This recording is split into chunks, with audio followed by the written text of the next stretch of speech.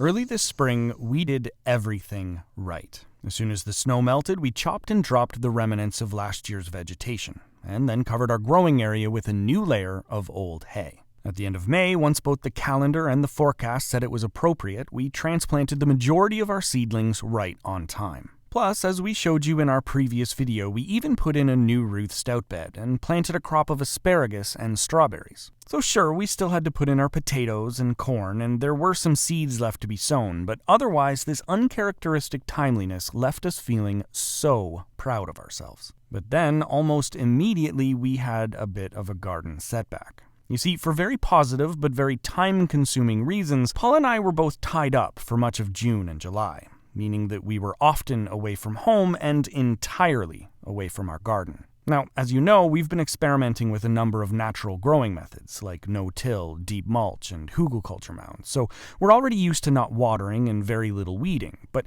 there's still plenty of other garden tasks that keep us busy throughout the summer, so after such a long absence, we were certain that our entire season was lost. But after finally getting a chance to inspect everything a few days ago, we decided that this could actually present an excellent opportunity. So in this video, I'd like to quickly show you both the good and the bad of how our garden managed itself during half a summer of complete and utter neglect. No watering or weeding, no pruning or thinning, and no staking or stringing. Just a garden left entirely up to nature for 2 whole months. The first thing you'll notice is that everything looks pretty overgrown, because normally we mow the paths between our beds. But when we look a little bit closer, things aren't actually as devastating as they appear. For example, if I pull the tall grass away from the edge of this Hugelkultur mound, you'll notice that thanks to the thick layer of mulch, the actual growing area is still mostly weed-free. There are some large clumps of clover and hairy vetch growing here and there, but overall this is far better than I expected. The worst offender seems to be the quack grass, which has successfully invaded this section of one of our Ruth Stout beds. But Ruth actually devoted many pages to this type of pest in several of her books, so while we're not thrilled about it, it also wasn't entirely unexpected. We'll talk more about that in a future video. But for now, let's see how the actual plants are holding up. Looks like the basil and chives that we interplanted with our tomatoes are doing pretty well. And the tomatoes themselves have been producing a good number of fruit. I mean, the vines are a bit of a tangled mess without any pruning or stringing, but I'm hopeful that it's still early enough for me to tame them before they get too far out of hand. Some of the smaller varieties are already ripening, while the larger ones are still green, but that's exactly what we would expect at this time of year in our zone. So, moving on to the summer squash, most of the plants are in a similar state, with tons of foliage and the beginnings of some mostly healthy-looking zucchinis. And same for the winter squash, whose vines appear to be undeterred by our overgrown paths. No fruit on them yet, but the flowers are out in full force, so that's likely just a matter of time. But it's not all positive, because I already notice a pretty obvious difference between this morning versus our initial inspection a few days ago. Looks like we've also encountered some invaders of the 4-legged variety, as you can see in our cucumbers, kale, cauliflower, and Brussels sprouts. Pretty much anything with leafy greens has been nabbed. I thought our purple cabbage might have been spared, but no, they got most of them too. Even our beets seem to have been dug up and pulled out.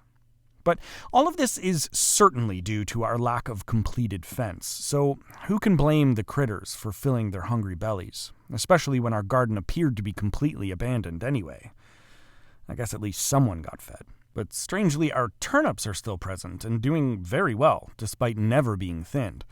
I guess nobody has a taste for them yet, something to which my inner 10-year-old can certainly agree. And as we showed you last time, most of our first-year asparagus has sprouted well, but our strawberries seem to have failed. However, thanks to many of your suggestions in the comments, we'll be pulling back the mulch on those next year, because they've likely succumbed to rot this time around. Outside the main garden, our garlic is doing marvelously well on its own.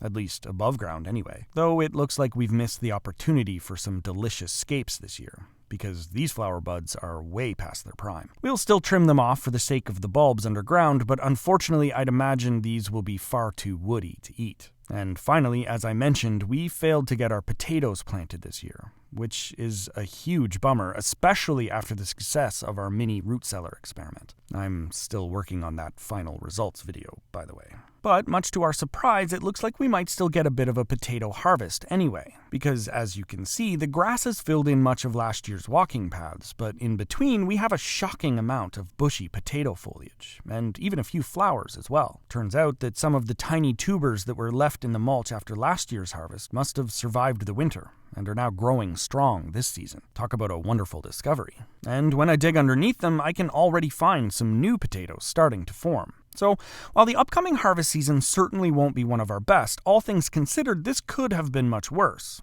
And besides, in the process, we've reaffirmed a few of our previous conclusions and learned a few new and important lessons as well. So, rather than looking at this as a partial defeat, we're choosing to see this as the before picture, because we should have a bit more time on our hands over the next few weeks, and plan to make use of it by salvaging what we can and putting some of those lessons into action. So stay tuned for that. But in the meantime, thanks for watching, and we'll see you soon.